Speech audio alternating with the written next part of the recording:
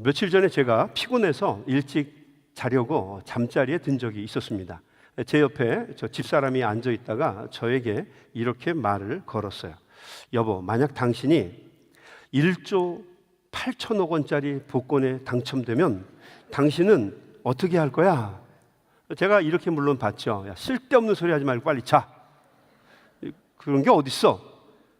아니야 여보, 있어. 어저께 사우스캐롤라이나에서 청소를 하는 한 청년이 복권에 당첨됐는데 그 복권 금액이 1조 8천억 원이야. 정말 잠이 확 깼어요. 그래서 일어나서 저희 집사람에게 이제 얘기를 나누기 시작했어요. 와, 그 엄청난 돈이네. 그 돈을 그 한꺼번에 다 받나? 저희 집사람이 이렇게 얘기하는 거예요. 아니야, 그거를 나눠 받는데 세금을 다 하고 받아도 1조 원이 넘는데, 우와, 1조 원이 넘는다는 거예요. 여러분, 1조가 이게 엄청난 돈 아닙니까? 그래서 제가 얼른 또 좀 생각을 합니다. 잠이 다 깼어요. 야, 그거를 은행에 놓고 이자만 받으면 어떻게 될까? 저희 집사람이 얼른 계산을 합니다. 그거 그냥 넣어놓고 그냥 이자만 받아도 최소한 한 달에 30억씩 생겨. 30억. 와. 그러니까 매일같이 1억씩을 써도 원금은 그대로 있고 죽을 때까지 1억씩을 쓰는 거예요. 여러분, 매일같이 1억씩을 써야 합니다. 그 얘기를 듣는데 가슴이 뛰어서 잠을 잘 수가 없는 거예요. 저는 그때 우리 집사람이 얼마나 이 숫자 계산과 연산 능력이 뛰어나신 분인가 하는 것을 새롭게 깨닫게 되었어요. 본의 아니게 복권 얘기를 하다가 잠이 깨서 깊은 대화를 나누게 되었는데 우리 두 부부의 눈이 바둑알처럼 반짝반짝 빛나게 됐습니다. 한참 얘기하다가 제가 자자, 잠 다 도망갔다, 자. 그리고 돌아 누웠는데 돌아 눕고 나서도 이 머릿속에 계속 잔상이 남는 거예요. 만약 내가 1조 8천억 원의 복권에 당첨이 된다고 한다면 내 인생은 어떻게 될까 생각을 해봤어요. 아마 저희 집사람과 제가 잘 준비를 하고 바뀌지 않으려고 노력을 할 겁니다. 그러나 우리가 바뀌지 않아도 우리 주변에 있는 사람들이 바뀔 거예요. 제일 먼저 저의 사랑하는 두 아들이 직장 생활을 할까요? 생각해 보십시오. 매일같이 1억 원을 써야 돼요. 1억 원을 매일같이 써야 됩니다. 1억 원 매일같이 쓰는 거 여러분 쉽지 않습니다. 쉽지가 않아요. 제 주변에 많은 사람이 있어요. 저와 연관된 우리 가족들이 있을 거고 저희 집사람과 연관된 가족들이 있을 겁니다. 그분들이 아마 모르긴 몰라도 저희를 의지하려고 노력을 많이 할 겁니다. 우리 교회에서는 그걸 어떻게 받아들일까? 연회에서는 또 어떻게 받아들일까? 뭐 이런 생각을 하니까 머리가 점점 복잡해지는 겁니다. 무엇보다도 이 조지아에서는요, 복권에 당첨이 되면 복권에 당첨된 사람의 개인 신상 프로파일을 광고로 보도를 해야 합니다. 아마 이렇게 신문에 크게 날 겁니다. 아틀란타 한인교회 담임 목사 김세환 1조 8천억 복권에 당첨, 크게 딱 찍힐 겁니다. 난리가 나겠죠. 아마 그날부터 저는 1,000통이 넘는 도네이션을 요구하는 편지를 매일같이 받게 될 겁니다. 항상 생명의 위협을 느낄 거고요. 언제 누가 돈 내놔! 그러고 달라들지 모르잖아요. 우리 교회 성도님들은 어떨까요? 뭐 별의별 소설들이 다 쓰일 거예요. 목사가 저 돈을 갖고 어떻게 쓸까? 뭐 이런 얘기도 할 거고 난리가 날 겁니다. 아마 모르긴 몰라도 제 의지와는 상관없이 저는 목회직을 떠나야 될 겁니다. 그건 아마 우리 부목사님도 마찬가지예요.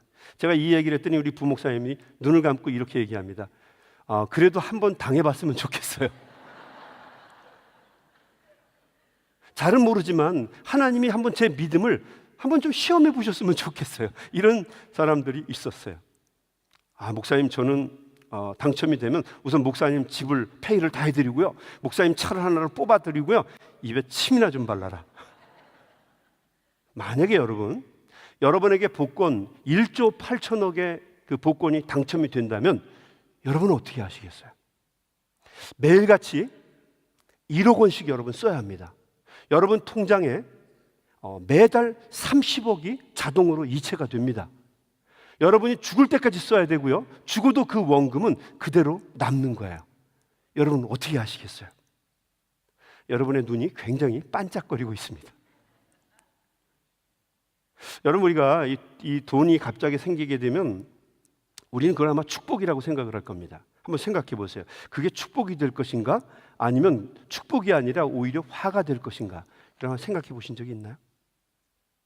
갑자기 많은 돈이 생기게 되면 물론 누구나 다 그렇다고 속단할 수 있는 것은 아니지만 많은 대부분의 사람들이 그 갑자기 생긴 돈 때문에 망가지는 일들이 많습니다. 아마 거의 다 망가질 거예요. 왜냐하면 사람들이 그 돈은 갖게 되었는지 모르겠지만 돈의 가치는 아직 갖지 못했기 때문이에요. 자고로 이 돈이라고 하는 것은 내가 수고하고 노력하고 땀 흘릴 때 천천히 생기는 것입니다. 이런 과정이 없이 갑자기 많은 돈이 생기게 되면 화폐로서의 돈은 가지고 있는지 모르겠지만 그 화폐 속에 담겨 있는 가치는 담겨 있지 않은 겁니다. 그러니까 많은 돈을 갖게는 되었지만 그 돈을 통해서 정말 돈을 돈되게 만드는 가치는 갖고 있지 않은 거예요. 돈에 대한 가치가 없게 되면 우리는 그 돈을 쉽게 잃어버리게 됩니다. 눈먼 돈은 그냥 빠져나가게 돼 있어요. 1조가 아니라 뭐 10조가 생겨도 그 돈 여러분 마치 그냥 물 새듯이 다 빠져나가고 말아요.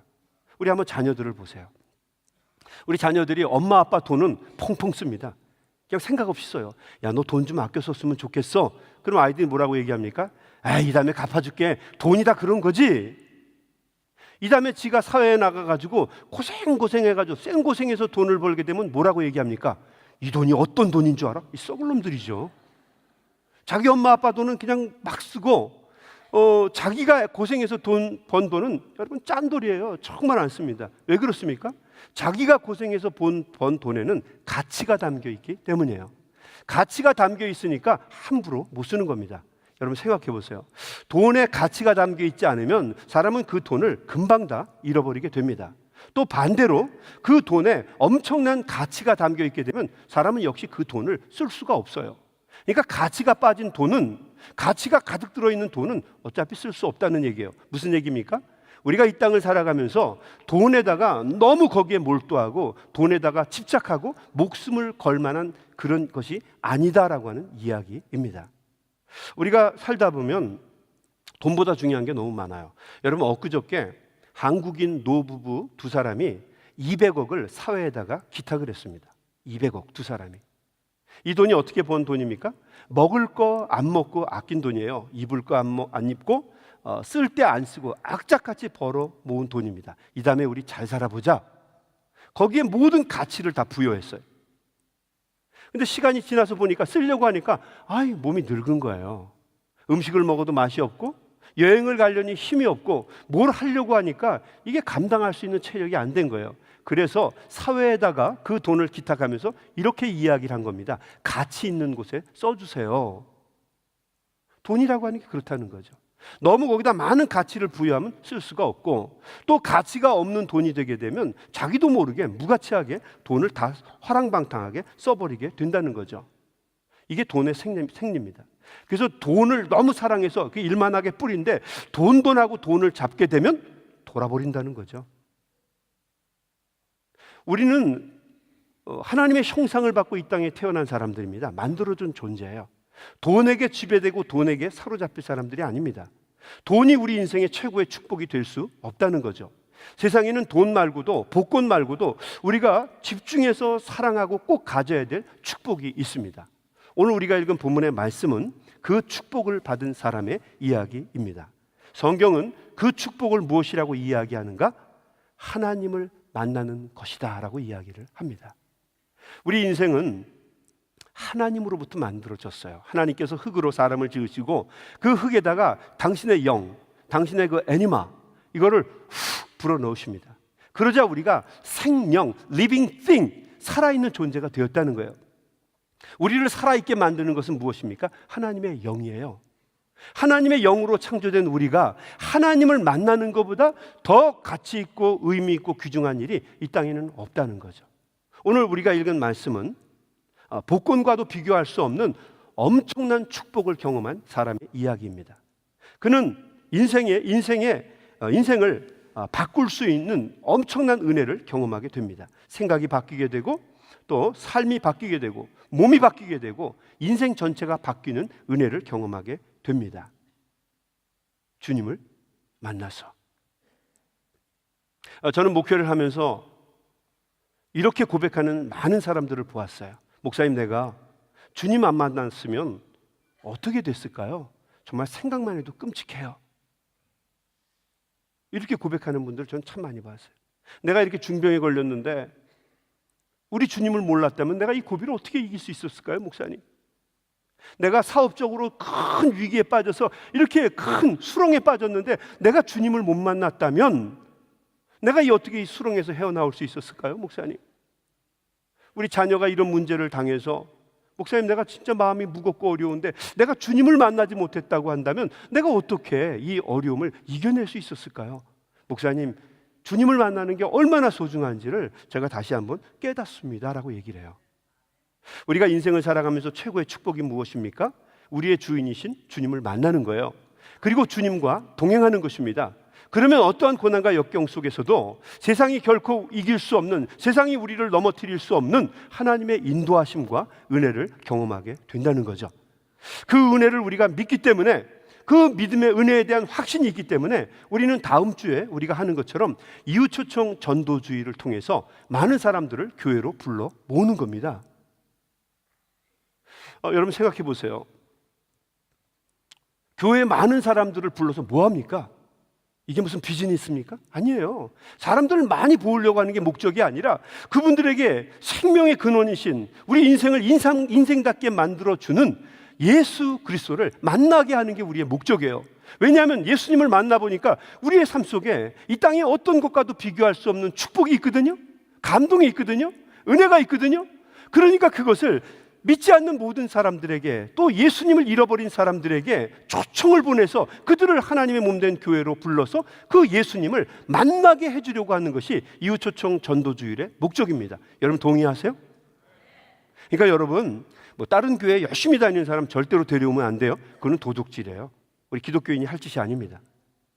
믿지 않는 사람들, 난 예수님이 누군지 아직 몰라, 이런 사람들, 믿다가 넘어진 사람들, 내가 또 교회에 다니면 손에 장을 지진다, 이런 사람들 한 번만 지지고 와, 그리고 데리고 오세요. 여러분, 교회는 이 사명을 위해서 존재합니다. 최고의 축복인 하나님을 만나는 은혜를 사람들에게 나누어 주기 위해서, 또 우리가 경험하기 위해서 교회는 존재한다는 거죠. 교회를 교회되게 만드는 것, 그것은 무엇입니까? 예수님을 만나게 하는 것입니다. 진정한 교회의 가치는 주님을 만나는 장소가 될 때 가능한 것이에요. 오늘 말씀해 보게 되면 하나님의 성전 미문 앞에서 구걸하는 한 거지가 나오게 됩니다. 1절 말씀입니다. 제9시 기도 시간에 베드로와 요한이 성전에 올라갈새 나면서 못 걷게 된 이를 사람들이 메고 오니 이는 성전에 들어가는 사람들에게 구걸하기 위하여 날마다 미문이라는 성전문에 두는 자라. 한 오후 3시쯤에 사도 베드로와 요한이 성전으로 들어가게 됩니다. 미문이라고 하는 문을 통해서 들어가게 되는데 그 미문 옆에 한 안진뱅이 거지가 있었어요. 성경에 보면 이 사람은 태어나면서부터 걷지 못하는 장애를 갖고 있는 사람이에요. 그러니까 쉽게 얘기하면 타고난 거지입니다. 거지밖에는 할 게 없어요. 인생이 망가진 사람입니다. 한 번도 걸어본 적이 없어요. 한 이 사람은 오늘 말씀해 보면 40년 정도 이렇게 성전 미문에서 구걸하는 삶을 살았어요. 왜 많은 사람들은 이 안진뱅이 된 사람을 왜 성전으로 데리고 왔을까? 간단합니다. 빌어먹으라고. 세상에서는 사람들이 돌보지 않지만 하나님의 성전에 들어오는 사람들은 마음이 착하거든요. 자비심이 있거든요. 그러니까 이 망가진 사람을 데리고 오면 이 사람에게 먹을 수 있는 먹거리와 돈을 제공해 줄 거라고 하는 믿음을 가지고 하나님의 성전 앞에다 놓은 것입니다. 여러분 기억하십시오. 이 거리는요, 주님을 만나거나 하나님 나라의 백성이 되는 것에 관심이 없습니다. 이 사람의 유일한 관심이 있다고 한다면 성전 앞에서 구걸하는 게 이 사람의 목표예요. 한 푼 줍시오. Let me have money. 이게 세계 모든 거지의 만국 공통어입니다. 한 푼 줍시오. Let me have money. 한 푼만 줍시오. 이 거지가 성전으로 들어가는 베드로와 요한을 보았어요. 그리고 손을 비비면서 초라한 모습으로 구걸을 합니다. 한 푼만 줍시오. 그랬겠죠. 한 푼만 줍시오. 거지가 눈 똑바로 뜨고 한 푼만 주십시오 이러는 거지 없어요. 이런 거지 같은 경우를 보는 적이 없어요. 아무도 돈을 주지 않습니다. 그러니까 이 베드로와 요한이 이 사람들을 봅니다. 4절입니다. 베드로가 요한과 더불어 주목하여 이르되 우리를 보라. 우리를 봐라. 돈을 줄 수 있는, 자비를 베풀 수 있는 갑이 자비를 받아야 되는 을에게 이렇게 얘기합니다. 우리를 봐라.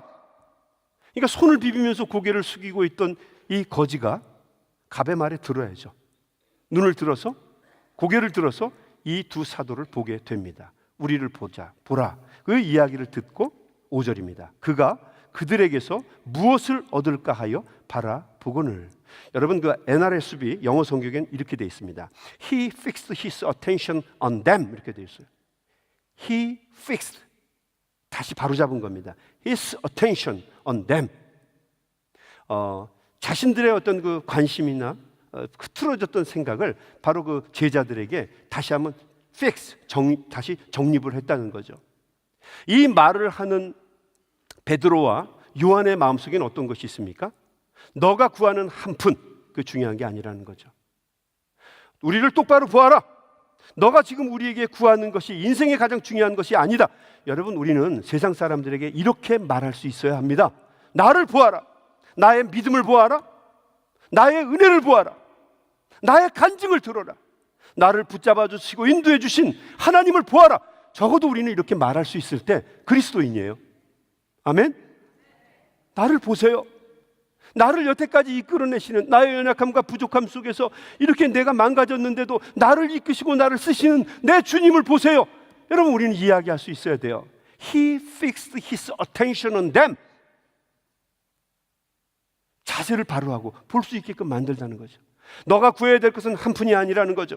더 귀하고 값진 축복이 있다고 하는 거죠. 베드로가 이렇게 이야기합니다. 이게 얼마나 우리의 마음을 뛰게 해요. 베드로가 이르되 은과 금은 내게 없거니와 내게 있는 이것을 내게 주노니. 뭐라고요? 나사렛 예수 그리스도의 이름으로 일어나 걸어라. 은과 금은 내게 없다. 그러나 내게 예수가 있다. 내 안에 예수가 있다. 내 안에 있는 이 예수의 이름으로 명하노니 일어나 걸어라 라고 하는 거죠. 아멘. 일어나 걸어라는 거죠. 여러분, 우리는 이렇게 얘기할 수 있어야 돼요. 예수님의 이름으로 일어나라. 사업에 낙심해서 절망하고 있는 그 사람에게 일어나라. 주님의 말씀이다. 내 안에 있는 예수의 이름으로 명하노니 일어나라. 가족이 아파서 힘들어서 낙심하고 있는 사람, 일어나라. 암 때문에, 질병 때문에, 말할 수 없는 고통 때문에 힘들어하는 사람에게 우리가 얘기해야 된다는 거죠. 예수님의 이름으로 일어나라. 예수님을 만나라는 거예요. 만나라는 것입니다. 큰 축복이라는 거예요. 하는 거죠. 우리가 정말 구해야 될 것은 한 푼이 아니라 주님의 이름으로 일어서는 것입니다. 베드로가 이 말을 하고 손을 뻗어서 이렇게 얘기합니다. 오른손을 잡아 일으키니 발과 발목이 곧 힘을 얻고 이 구걸하던 거지가 뻘떡 일어나게 된 거예요. 이 거지가 얼마나 놀랐을까요? 주변에 있는 사람들도 놀랐겠지만 정말 놀란 사람은 이 거지예요. 40년 동안 한 번도 걸어본 적이 없어요. 일어서 본 적이 없다고요. 근데 그 연약한 발, 그 가난한 그 가늘어진 발을 가지고 40년 만에 일어난 거예요. 거지가 얼마나 놀랐겠어요.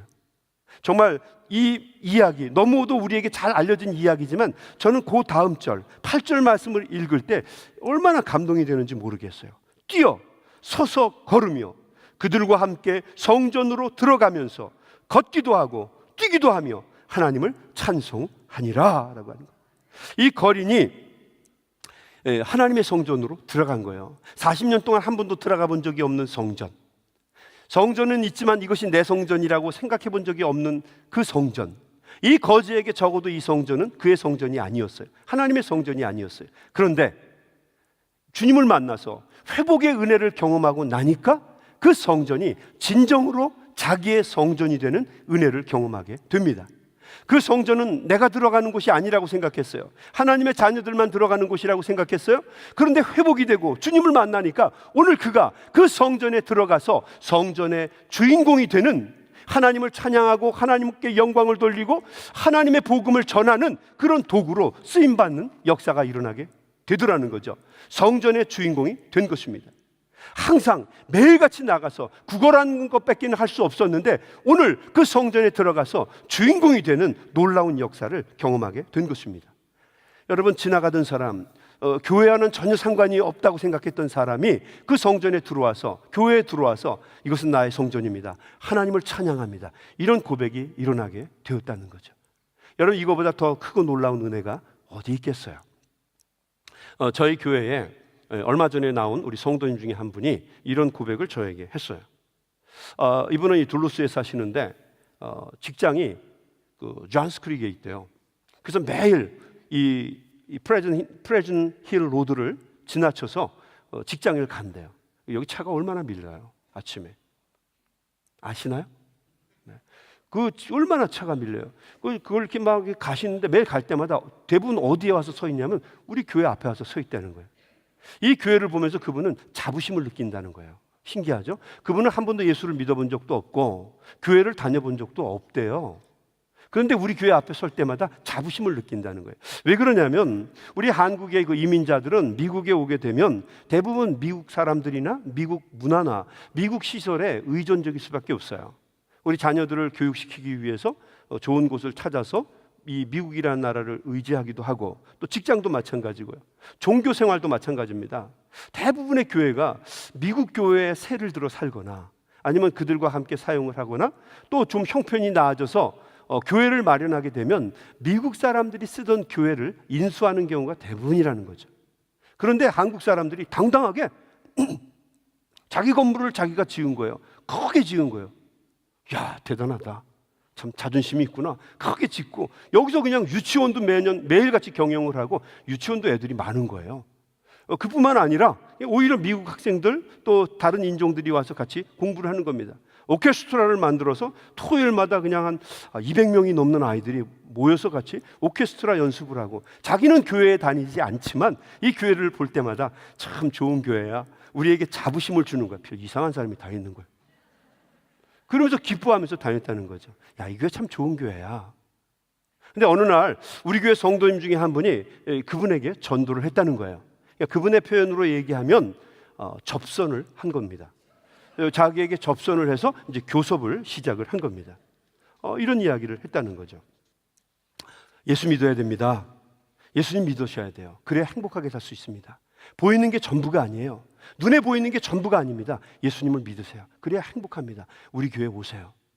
근데 이분이 자기가 호감을 갖고 있었기 때문에 그분의 이야기를 듣고 한번 가볼까? 그런 마음을 갖게 됐다는 거죠. 나도 한번 교회라는 데를 한번 가봐.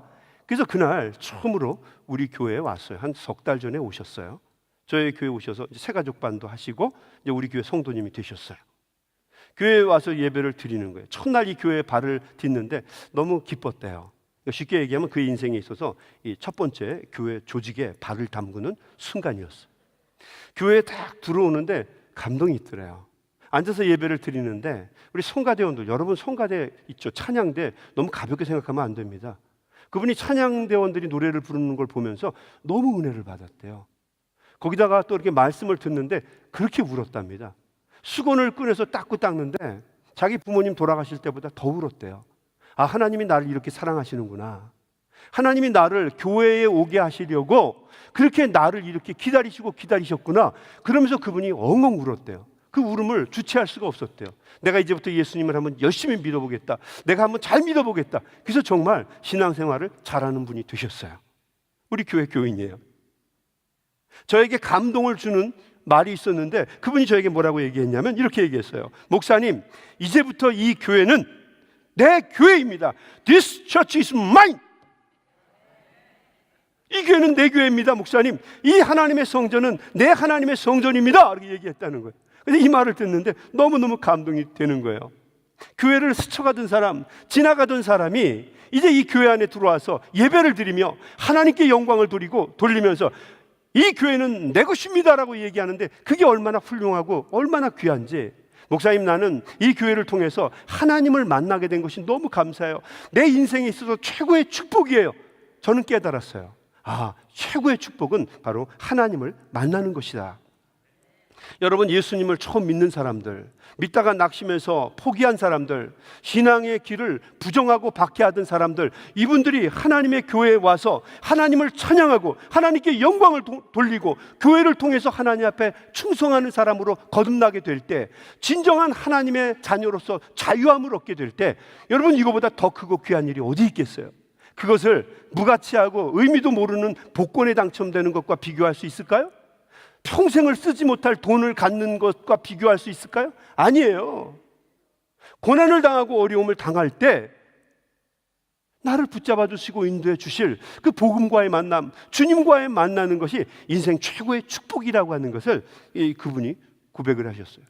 여러분, 베드로가 또 요한이 성전 미문 앞에서 구걸하던 거지에게, 그에게 소망이 되어주고 또 다리가 되어주어서 주님을 만나게 했던 것처럼, 우리 아틀란타 한인교회 성도님들이 주변에 있는 모든 사람에게 예수님의 이름을 잘 증거해서 그들을 주님과 만나게 할 수 있는 그런 성도님들이 다 되시기를 주의 이름으로 축원합니다. 여러분, 그런 교회가 될 때 그 교회가 여러분 진정한 교회라고 하는 거죠. 여러분, 우리 교회가 그런 교회가 될 수 있게 되기를 주님의 이름으로 간절히 부탁을 드립니다. 제가 몇 주 전이 아니죠. 지난주에 편지를 한 통 받았어요. 이 편지는 몇 주 전에 저희 교회에 와서 같이 찬양 예배를 드렸던 그 미국의 제소자, 여러분 기억하시나요? 제소자, 그 Voice of Hope Choir, Voice of 희망의 목소리 choir라고 하는 그 제소자들이 감옥에서 그 형을 살면서 하나님의 은혜를 경험하고 그리고 성가대를 만들어서, 찬양대를 만들어서 각 교회마다 다니면서, 다 다니는 건 아니에요. 굉장히 과정이 길어요. 저희 교회에 와서 같이 예배를 드리고 그리고 찬양도 같이 불렀던 거, 여러분 다 기억을 하시죠? 정말 은혜였어요. 저도 여기 앉아서 그분들을 봤는데 한 사람도 조는 사람이 없어요. 모두가 다 바둑알처럼 눈이 반짝반짝 빛나요. 아까 저는 복권 얘기하다 눈이 반짝반짝 빛났는데 이분들은요, 예배를 드리면서 반짝반짝 빛나요. 우리 찬양대에서 찬양 부르는 걸 보면서 몇몇 사람들이 눈물을 흘리는 걸 봤어요. 한국말로 설교를 하는데 그 설교를 그냥 심각하게 듣는 분들을 많이 보았어요. 여러분, 그들이 아침에 우리 교회에 들어올 때 어떤 모습으로 들어왔는 줄 아십니까? 전부 다 베이지색 죄수복을 입고 전부 다 손에다가 수갑을 찼어요. 그리고 호송줄에 묶여가지고 들어왔습니다. 움직일 땐 그렇게 움직여야 된대요. 전부 다 그 사람들이 들어왔어요. 우리 밑에 층에서 옷을 갈아입고 이 자리에 와서 성가대복을 입고 예배를 드리게 된 거예요. 그분들이요, 이렇게 얘기를 했어요. 이 교회에 와서 주님을 만났다는 거죠. 여러분들이 찬양을 부르고 이 찬양대가 찬양을 부를 때 성령이 자기를 터치하는 걸 경험했다는 거예요. 예배가 끝나고 나서 밑에 가서 밥을 먹는데 자기는 인생에 있어서 이렇게 맛있는 밥을 먹어본 적이 없다는 거죠. 이게 이렇게 맛있을까요? 저한테 그러는 거예요. 또 우리 성도님들이 막 지나가면서 그분들에게 Welcome, welcome to our church. 그래서 그 사람들을 환영하니까 그분 모두가 다 기뻐하고 감사하는 거예요. 어떤 분이 저한테 와서 그렇게 얘기를 해요. 내가 나중에 옥 생활이 끝나고 나면 이 교회 다녀도 될까요? Of course. 그분에게 우리 교회는 진정한 교회가 되어준 거예요. 제가 며칠 전에 같이 우리를 인솔해 왔던 그 콰이어를 이렇게 지휘하셨던 채플린, 그분이 채플린이셨더라고요. 그 여자 연세 드신 우리 그 목사님을 아마 여러분 보셨을 겁니다. 그분이 카드를 저한테 보냈어요. Thank you, Reverend Kim 하면서 이렇게 카드를 보내고요. Thank you를 뭐 많이 썼어요. Thank you, thank you, thank you 썼어요. 그리고 여기 편지도 저한테 보냈어요.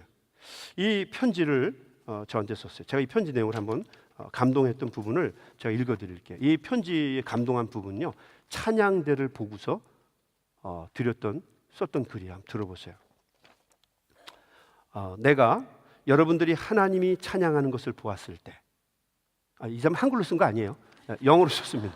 영어로 썼는데 제가 이렇게 쓴 거예요. 번역을 한 거예요. 내가 여러분들이 하나님을 찬양하는 것을 보았을 때 나는 하나님께 물었습니다. 주님, 내가 무엇을 보고 있는 것입니까?